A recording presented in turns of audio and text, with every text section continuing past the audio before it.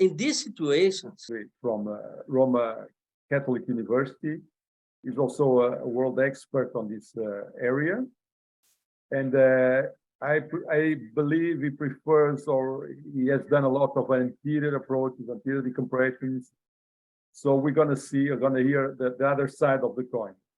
Massimiliano, please. Thank you so much for your introduction, and I will show. Very good. Thank you so much. Thank you. First of all, for the invitation. Second, to have the opportunity to share with you my experience, to meet again you all that are very friend of mine. That is a good opportunity to learn for me something more. Dealing with basilar impression, which is one of the abnormalities of the foramen magnum, along with atlantoaxial instability issue that we can find in many embryological books and articles dealing with mainly congenital abnormalities, but also acquired abnormalities are responsible for basilar invagination. The key word of basilar invagination is a crowding of a posterior cranial fossa, and the origin can be congenital or acquired. When congenital, the terminology which is suggested is invagination, basilar invagination. Otherwise, when we deal with the acquired condition, we prefer to use basilar impression. Basilar invagination or impression is a vertical subluxation. According to my very friend Atul Goel, it is also called like a transatlantic herniation. According to Riccardo Bohello, is a kyphosis of the craniovertebral junction. Many words to say basilar invagination to explain the same concept, but from a different point of view. Basilar invagination, platybasia, and basilar impression are important feature of quite a similar pathological finding. According to the beautiful presentation of Riccardo, when we have an invagination of the odontoid more than 5 millimeters at McGregor line, or more than 3 millimeters in Chamberlain line, or even of only 1 millimeter in McRae line, we deal with basilar invagination. And congenital basilar invagination is mainly associated with platybasia, atalo-occipital acetylation, hindbrain herniation, Chiari malformation. Otherwise, secondary forms are more likely associated with degenerative inflammatory bone disease, Paget, osteogenesis imperfecta, rickettsiosis, hyperparathyroidism, rheumatoid arthritis. But if we go back to the embryology, we can consider two types of basilar invagination. Anterior basilar invagination, more likely associated with platybasia. The angle between the anterior cranial fossa and clavicle is more than 130 degrees, and in this occasion, the odontoid is retroversed because of a mechanical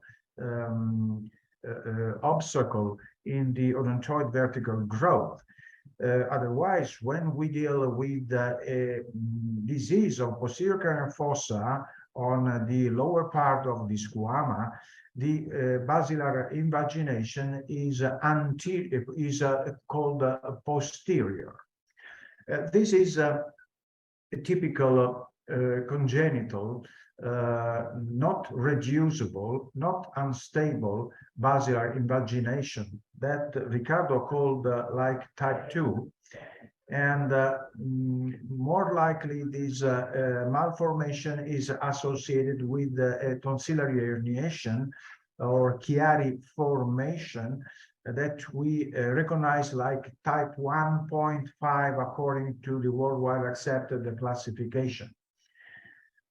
Chiari malformation, basilar invagination, two important concepts, two different terms for the same pathophysiological disease.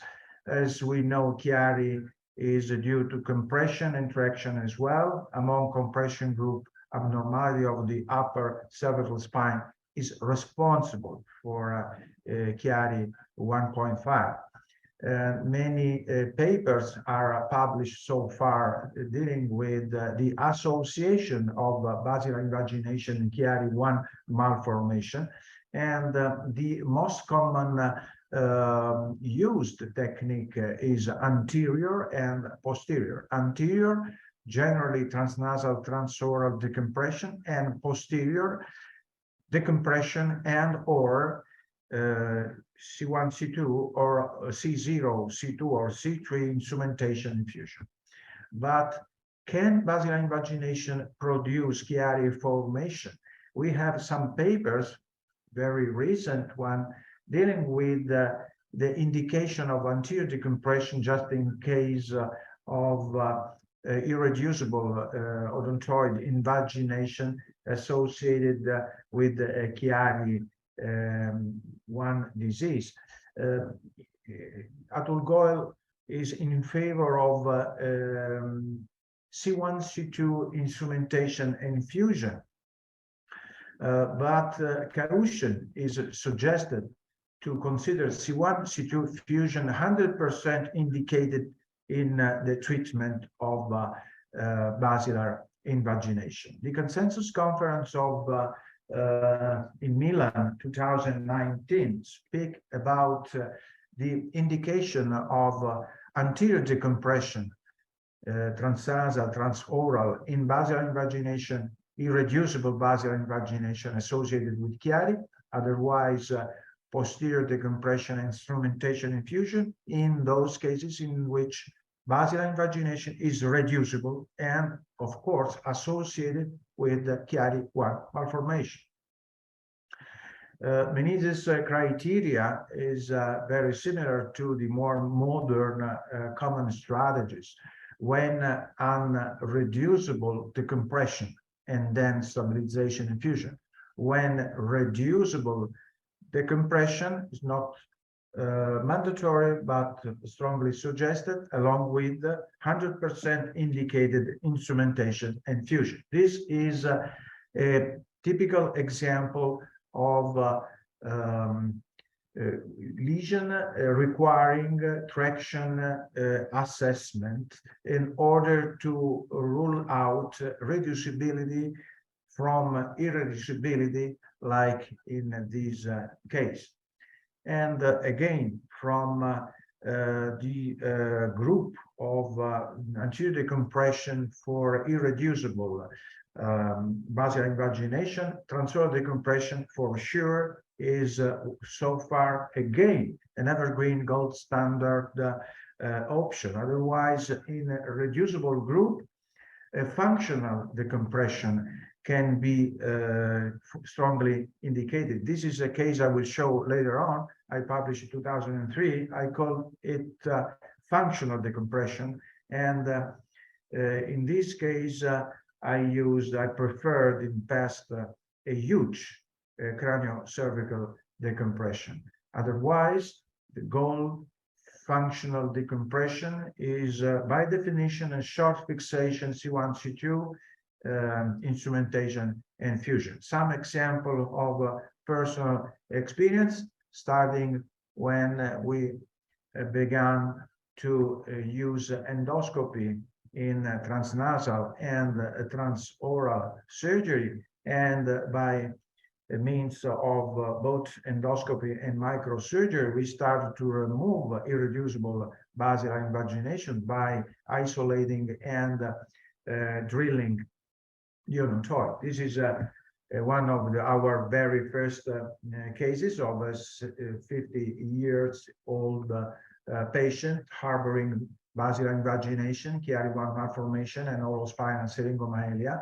This guy was previously operated some years before for the syringomyelia that in this MRI slide shows some reduction compared to the very beginning of this clinical history, but the basilar invagination associated with the Chiari formation required anterior decompression by means of transoral approach with light traction and extension of the head on the neck by using neural navigation and by proceeding with classic Crocard distractor, and by following all the step-by-step procedures like subperiosteal isolation of craniovertebral junction complex, we use a very old-fashioned but evergreen empiric system filling the surgical cavity with contrast medium, Yopamire.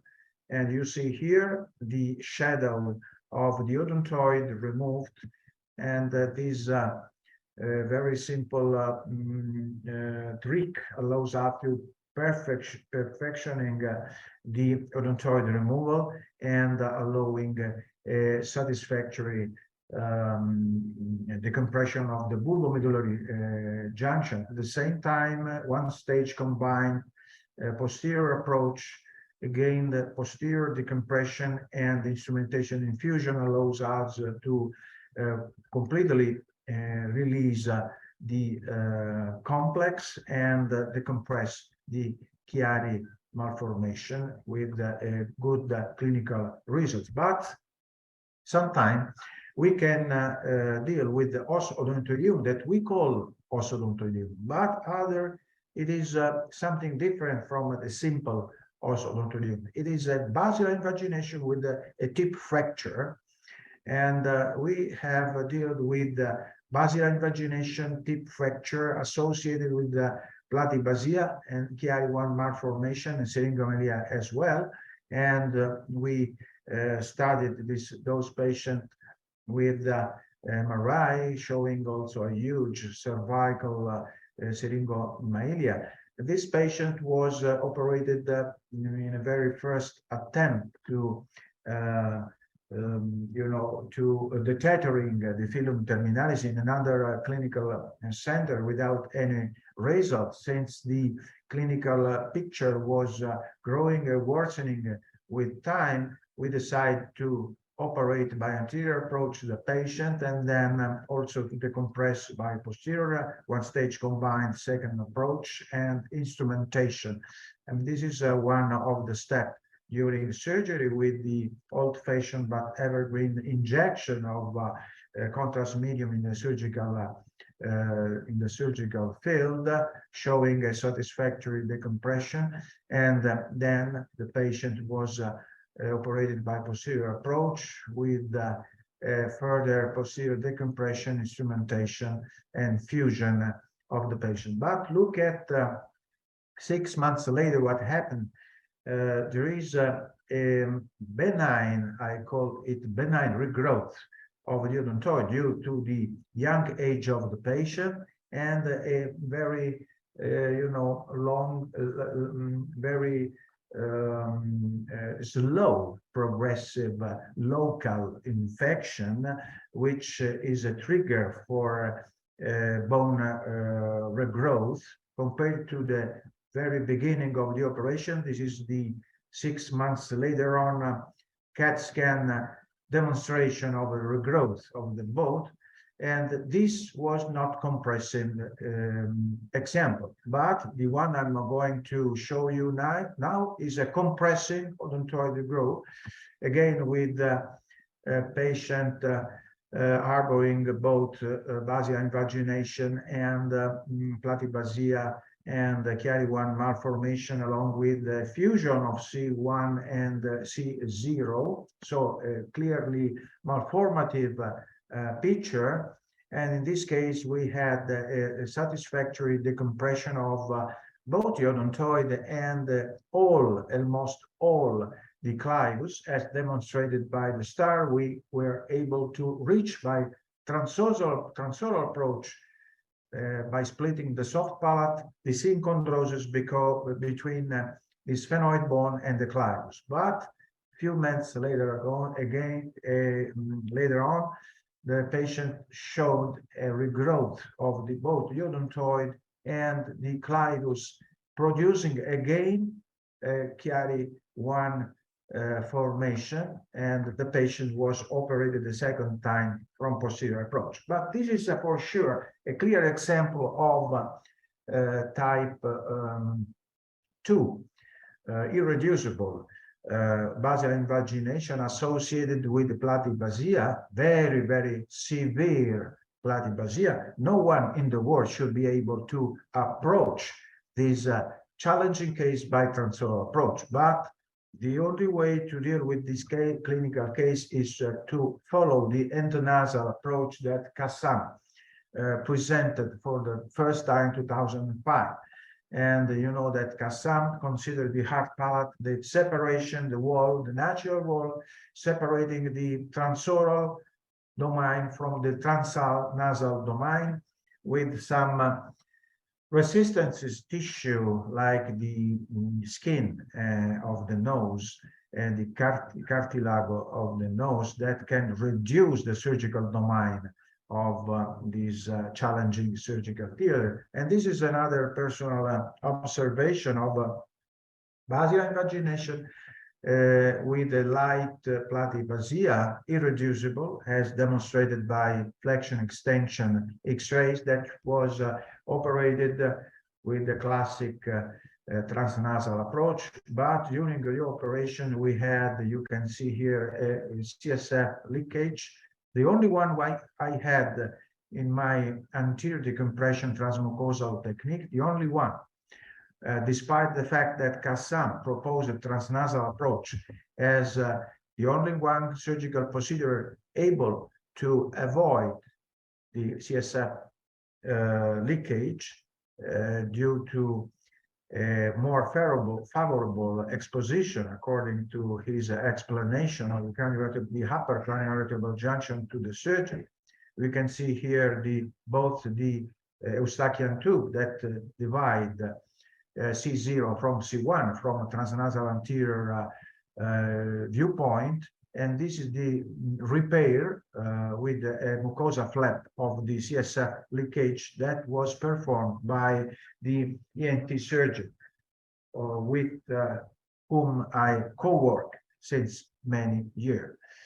And look at that, this post-op, immediate post-op MRI and CAT scan demonstration of a satisfactory decompression. But you see some days later on that the second MRI examination made when the patient was able to take breakfast by himself to to walk without any difficulties, but it was not instrumented because at that time we were used to wait 10 days and 10 days after to perform the craniovertebral junction instrumentation infusion second time, and the patient started to get worse, and the MRI was performed according to the worsening of clinical picture up to the death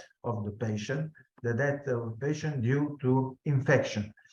As a matter of fact, the surgical repair of the CSF fistula was not able to prevent further CSF fistula, and the patient infected with CSF infection, deadly CSF infection. And this is the only deadly case of my transmucosal decompression experience, transnasal approach. And this is the Wolinski approach, submucosal, according to the same surgical route we follow to screwing odontoid to fracture. And this surgical approach has a great drawback. The flute-shaped decompression is not enough to allow a craniovertebral junction a satisfactory decompression.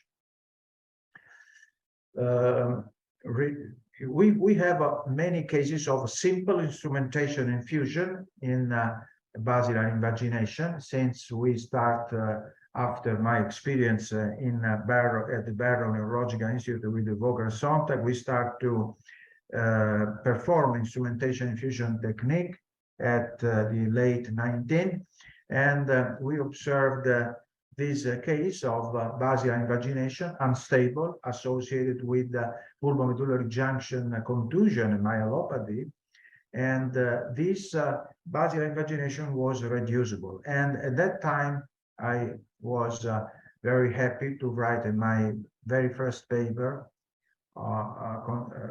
dealing with the posterior instrumentation technique, that it was possible to reduce functionally basilar invagination. But this very first patient of this experience had a transient worsening due to the contusion, and probably this personal experience pushed up to pay more attention to this very challenging disease. So we think that according to the literature, in other words, we think that irreducible basilar invagination needs to be decompressed both by transnasal or transoral. No other surgical chance are allowed for basilar invagination. Otherwise, reducible basilar invagination required posterior instrumentation infusion and reduction.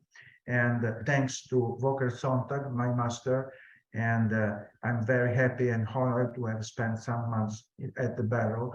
And I really thanks Volker to have teach to me transoral approach and basic posterior instrumentation infusion techniques. Thank you so much for your attention.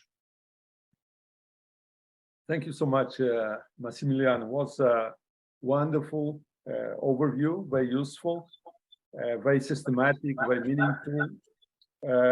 You gave very nice insight of the importance of Chiari, the concept of irreducibility and functional decompression. And also, I congratulate you for being honest and showing your nightmare cases, which means that this is not an easy area. So my question for you is just to summarize it, is what is the role for anterior decompression in the treatment of basilar invagination nowadays? And if the endoscope can rehabilitate this Crocard approach? Yes, I think that it is not a point of view, but it is a rule to decompress when dealing with the irreducible basilar invagination. We have many demonstrations, personal and from the literature, that in light extension and traction fixation, you can get a satisfactory decompression of a bulbomedullary junction. Otherwise, in type 2 basilar invagination associated with a huge, very severe platybasia, the only thing you can do is to decompress. How to decompress? When you deal with a Hoffel platybasia associated with basilar invagination, the only way is transnasal. No chances for transoral, believe me. Otherwise, you have to open the soft palate and remove by drilling the hard palate, or better, you can perform extended transoral transmaxillar approach with the Lefort type 2 fracture with the ENT surgeon, maxillofacial surgeon, but this strategy belongs to the past, belongs to our memory. Nowadays, we are in the era of endoscope, of exoscope, and all these strategies allows us to perform a very satisfying decompression with transnasal.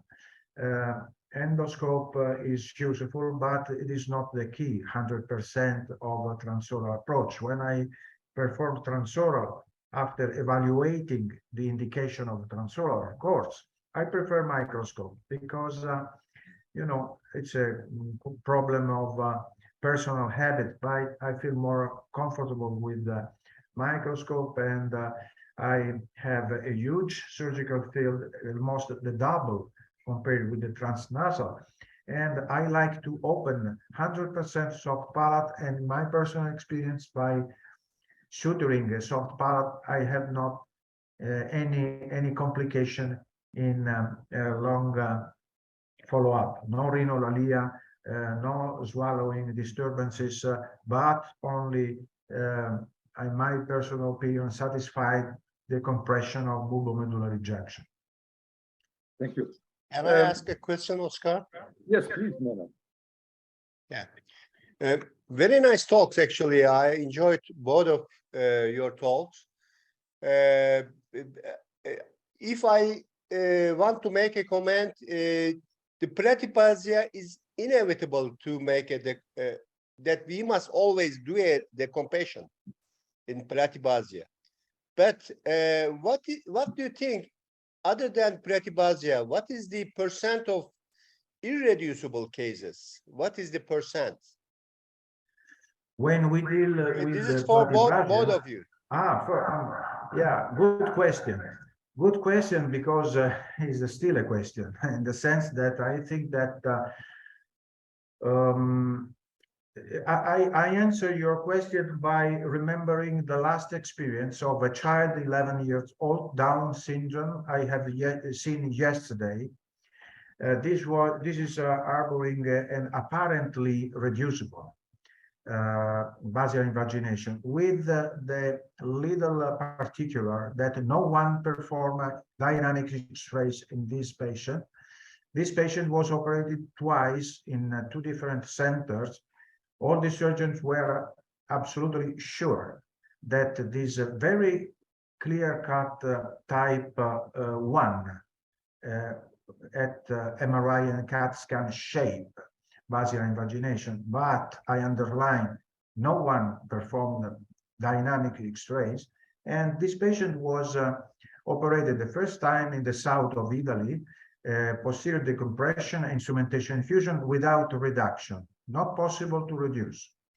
And then it moved to the north of Italy in Geneva, where is a very important center, very expert in pediatric craniovertebral junction malformation. Again, the patient was revisioned for posterior instrumentation, and the patient did not improve. No one performed dynamic X-ray examination. Yesterday evening, I have seen the patient, and I'm convinced myself that the only way is to decompress by transoral without removing both scar and hardware from posterior approach, and to try a rescue surgery by decompression. So the answer is another answer to your question. How many people perform dynamics X-rays 100% of basilar invagination patients? I don't think that many people all over the world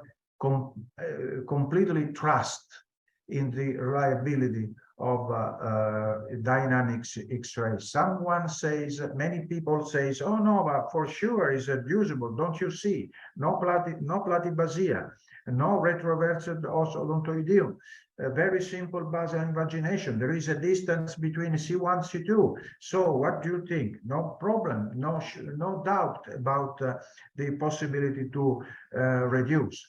As a matter of fact, many of those patients do not reduce when you operate by posterior approach. Otherwise, you have to perform 100% of dynamics X-ray examination. I think that at least 40% are reducible, completely reducible. And my personal experience, the majority is irreducible. Yeah. Ricardo? Actually, you mean 40% are reducible? Did you say this? 40% are reducible. Reducible. Yes. What do you think, Ricardo? in my point of view, the problem is doctors that have a huge amount of disease and a lot of experience. In my mind, I never considered a patient reducible. I think that I have one patient that the atlantoaxial distance became the same. Okay, and then every patient may be a candidate to be reduced. What I see, even in publications, that doctors try to reduce only at the surgery, try to use a prone position to reduce a cervical spine. It's not adequate. They should reduce the patient in dorsal decubitus and even make traction and keep calm, wait for the reduce to occur. Then for me, the great majority of the disease may be reduced. I would like to talk about platybasia. Platybasia is a big problem. If the patient has a platybasia, the base of the skull doesn't flex. Then this patient would have the angle of vision to the upper part. The only way to have an horizontal angle of vision is to flex their head to the cervical spine. If you reduce patients with basilar invagination, you will, and platybasia, you will compress by the posterior skull, and the patient will have difficulty in swallowing. Probably 15% of our patients have platybasia. That for me is the biggest problem. It's my opinion, Dr. Zileli. Right. Okay. You know, I saw that none of you were really put a lot of focus on, or emphasis on C1, C2 distraction and fusion cases, as Atul Gol defends. I think it's dealing a lot with unstable patients, and whenever you have instability, you can reduce patients. That's a general rule. And for me, what's appealing in his concept is by using these C1, C2 cages, you can somehow increase the height of the cranial vertebral junction. So bring the odontoid down or the atlas up, doesn't matter. And if you use a lordotic cage, you can also mitigate some of the kyphosis that it's part of the problem. And also when you do a C1 posterior fixation, this is also a kyphotic surgery. So I look at his theory as his philosophy as a very interesting one. So you can increase height, and using somehow a lordotic cage, you can give some lordosis to the segment. What do you guys think about that? Let the results show the data, Oscar. We don't have data. Okay. Okay. I have an idea. You have an echo. Yes, I turn off. I have a personal conviction that when we deal with congenital platybasia and the type 2 basilar invagination, no doubt that it is not reducible, because we know, and there is not any increase of C1, C2 distance. But the problem arises when we deal with secondary basilar invagination. And as we know, secondary basilar invagination can be due to hyperparathyroidism, Paget disease, rickettsiosis, osteogenesis imperfecta. And we know that when one of these diseases develops in different subjects counteract this disease in different manner. The young counteract the disease in a different manner compared to the older one.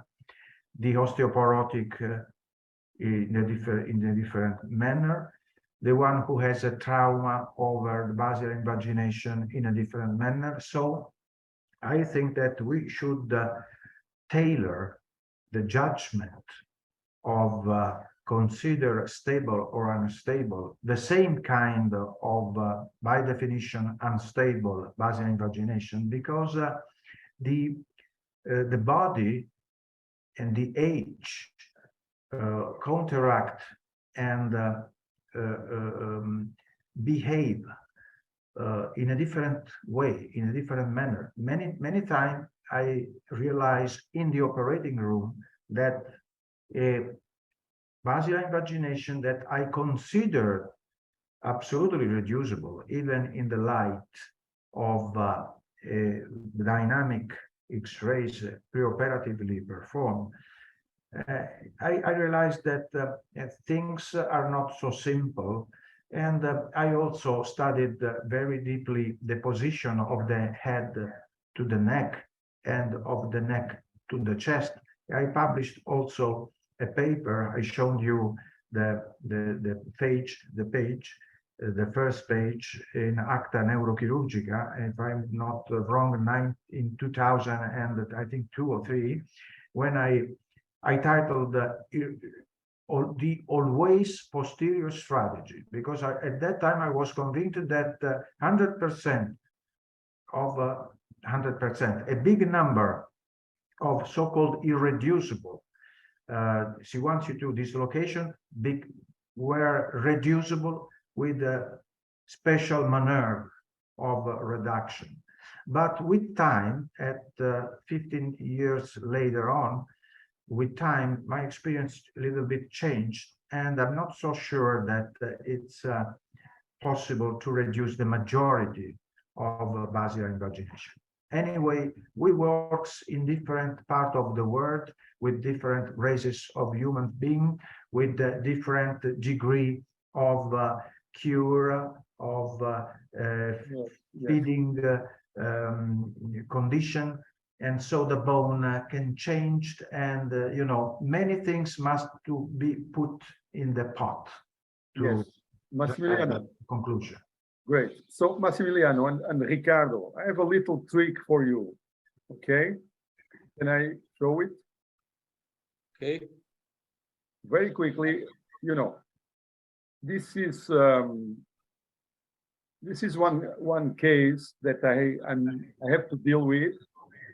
Okay, and you know, it's a 62-year-old female, neck pain, some myelopathy, lower cranial nerve dysfunction, dysphonia and swallowing, and this is what you see here on this MRI. And of course, there is platybasia, which is something we don't see a lot in our patients here in Portugal. Craniovertebral junction deformity, compression. You wonder if there is Chiari associated. So I think my patient is going to be very, very happy because I'm putting this to discussion, and I have the input of Ricardo and of Massimiliano. This is the flexion extension X-ray. As you said, Massimiliano, we cannot say anything about this X-ray. I fully agree with you. And this is just some anatomy of the bone to show you. So should we go? I'm not sure I'm happy with Ricardo only decompression. He showed us some cases where he did decompression, but there is still a lot of kyphosis between the medulla and the spinal cord, and I don't think this is good. And I don't want to go anteriorly as Massimiliano and have some problems with infection, CNSF leak, and death of the patient. So guys, what can you discuss about this patient? What do you think it would be suitable, Ricardo? Okay, Oscar, that's a good case. In fact, there is a platybasia, but if you look at the amount of anterior compression, is the same of my patients. And I try to do a big decompression. I remove the posterior fossa bone, and the majority of our patients, and I use an extraarachnoidal approach. I remain intact, the cisterna magna, and cases like that, in my experience, can be treated by posterior approach only. I just would be okay. That's what I would do at first. And no fixation, no posterior fixation. No fixation. And what about you, Massimiliano? I completely agree with Ricardo. Although I like, anterior decompression technique, in this case, a transnasal should be strongly indicated. I'm sure that the patient health first. So I think that we could try, for sure, the posterior cranial fossa is crowded, no doubt about that. And it is crowded because of anterior compression, no doubt about that. But the aim of our surgery is to decompress posterior cranial fossa. So you can decompress posterior cranial fossa both by anterior approach, and this is an etiological surgical treatment, or second choice, or same choice, by posterior decompression without instrumentation and infusion, because there is no evidence of instability, and this we could call as symptomatic surgical treatment. Etiologic one is transnasal, symptomatic one is posterior decompression. All the approach go forward to a clinical benefit to the patient. That means the compression of posterior cranial fossa. So I should start with decompression, posterior decompression without infusion, and will follow in the time the patient. Okay, guys. Thank you. I think my patient will be happy. So, any further questions here from the chat? I have here your technique, anterior and posterior approach is very useful, and case examples are very good. What do you think for transatlantal resection of odontoid and instrumentation for only posterior approaches for severe basilar invagination? Is it possible? My answer is I don't know. I don't know. I'm sorry, I don't understand what kind of a transatlantic decompression. So, Güvenç, can you explain to us? Okay. Thank you for wonderful presentation. We used to try like that with posterior approach C1, C2, but we think if it's possible, really we don't know, we don't try any cases, but we make some experimental study for odontoid resections. If it's possible, if we drill half of the C1 to reach to odontoid processes or transatlantal approach for odontoid resection instead of anterior and posterior approach, only for us posterior approach. Very interesting. Interesting. Any further question? Onur, you are the boss. Mehmet? Yes. Do you have any question? No, there are two very experienced surgeons here. So we're just listening and we're trying to learn something from them. We did a lot. We learned a lot. So Mehmet, can we close the webinar? Yeah, actually, I want to comment one thing only. There are actually some surgeons, especially from China, who are doing the irreducible cases by making some small osteotomies a reducible case. So then, it may be done with an anterior approach or posterior approach. So then a reducible case may be improved to a irreducible case, may be improved to an reducible case. So then make a fixation at the end. This is the new trend, I think. We should look at that in the future. Thank you for joining us, and thank you for giving very, very nice lectures. Thank you. So it was, I remind you, a joint venture between the Middle East Spine Society, WFNS Spine Committee, and International Academy of Spine. So I thank you so much for being here, bring your input and the participants to be so enthusiastic. Thank you so much. Thanks Bye-bye. a lot. Thank you. Bye-bye. Have a Bye-bye. great- Wish to see you again in the next meeting. Yes, Next Okay. webinar. for sure. Nice to see all you. Thank you. Bye.